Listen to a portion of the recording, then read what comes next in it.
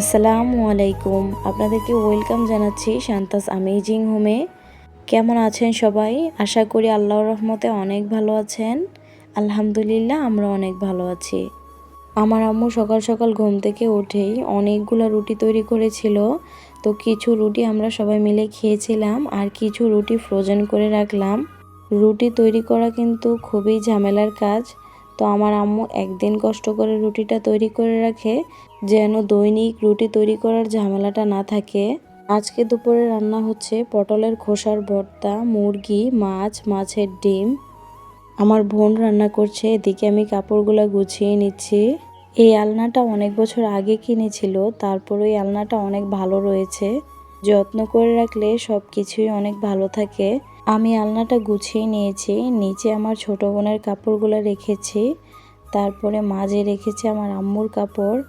এই যে এখানে আমার বাবার, উপরে আমার আম্মুর, এদিকে রেখেছি বোরকা। এই ওয়াল শোকেসটাও কিন্তু অনেক বছর আগের। এই ওয়াল শোকেসটার কোনো প্রয়োজন হয় না, তারপরেও আমার আম্মু এটা যত্ন করে রেখে দিয়েছে। আমি ওয়াল শোকেসটাকে একটু মুছে তারপর সব কিছু গুছিয়ে রেখেছি। আমার বাবা বাজার থেকে কার্পু মাছ আর বড় একটা পাঙ্গাস মাছ নিয়ে আসছিল। এগুলো আমার আম্মু কেটে ভালোভাবে ধুয়ে নিচ্ছে। মাছে লবণ হলুদ মেখে মাছগুলোকে আবারও ধুয়ে নিবে। এভাবে মাছগুলো ধুলে মাছের যে আষ্টে গন্ধটা আছে সেটা থাকবে না, খেতে অনেক ভালো লাগবে। হলুদ মাখার কারণে মাছের কালারটা দেখতে অনেক সুন্দর লাগে। এখন মাছে লবণ হলুদ মাখিয়ে মাছগুলো ভেজে নেবে। কড়াইটা ভালোভাবে গরম হয়ে গেলে পরিমাণ মতো তেল দিয়ে মাছগুলাকে দিয়ে দিচ্ছে। মাছ ভাজাটা হয়ে গিয়েছে, এখন তুলে নিচ্ছে। মাছের তেলানি রান্না করতে পেঁয়াজ কুচিটা একটু বেশি করেই দিতে হয়। তো পেঁয়াজ কুচিটা একটু বেশি করে দিয়ে পেঁয়াজটা যখন একটু ভাজা হয়ে আসবে তখন দিয়ে দিচ্ছে এই কয়েকটার মতো কাঁচামরিচ। কাঁচামরিচটা দিয়েও কয়েক মিনিট ভেজে নিয়েছে। এখন দিয়ে দিচ্ছে পরিমাণ মতো লবণ, আর দিয়ে দিচ্ছে সাথে আদা রসুন বাটা সামান্য একটু দিয়েছে। আর এখন দিয়ে দিচ্ছে হাফ টেবিল চামচের মতো হলুদের গুঁড়া, দিয়ে দিচ্ছে 4 টেবিল চামচ মরিচের গুঁড়া। এখন দিয়ে দিচ্ছে সামান্য একটু পানি। পানিটাকে মিশিয়ে এ পর্যায়ে দিয়ে দিচ্ছে জিরার গুঁড়া, ধনিয়ার গুঁড়া। এখানে ধনিয়ার গুঁড়া দিচ্ছে 1 টেবিল চামচ, জিরার গুঁড়া দিচ্ছে হাফ টেবিল চামচ। এখন সব কিছু কষিয়ে নিতে হবে কয়েক মিনিট।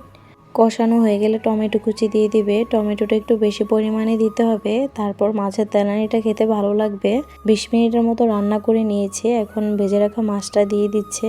এখন মাছটাকে মশলার সাথে মিশিয়ে আবারও রান্না করে নেবে 10 মিনিটের মতো। মাছ রান্নাটা কমপ্লিট। এখন মাছের ডিমটা রান্না করে নেবে। কড়াইতে দিয়ে দিচ্ছে পরিমাণ মতো তেল, তারপর দিয়ে দিচ্ছে রসুন কুচি, পেঁয়াজ কুচি। পেঁয়াজটা হালকা ভেজে নিয়ে দিয়ে দিচ্ছে টমেটো কুচি। মাঝখান দিয়ে কেটে কাঁচামরিচ দিয়ে দিচ্ছে। এখন দিয়ে দিচ্ছে হাফ টেবিল চামচ হলুদের গুঁড়া, 3 টেবিল চামচ মরিচের গুঁড়া দিয়ে মশলাটা একটু মিশিয়ে নিচ্ছে। এখন দিয়ে দিচ্ছে পানি। পানিটা দিয়ে এখন জিরার গুঁড়া 1 টেবিল চামচ, ধনিয়ার গুঁড়া 1 টেবিল চামচ দিয়ে ভালোভাবে মশলাটাকে কষিয়ে নেবে।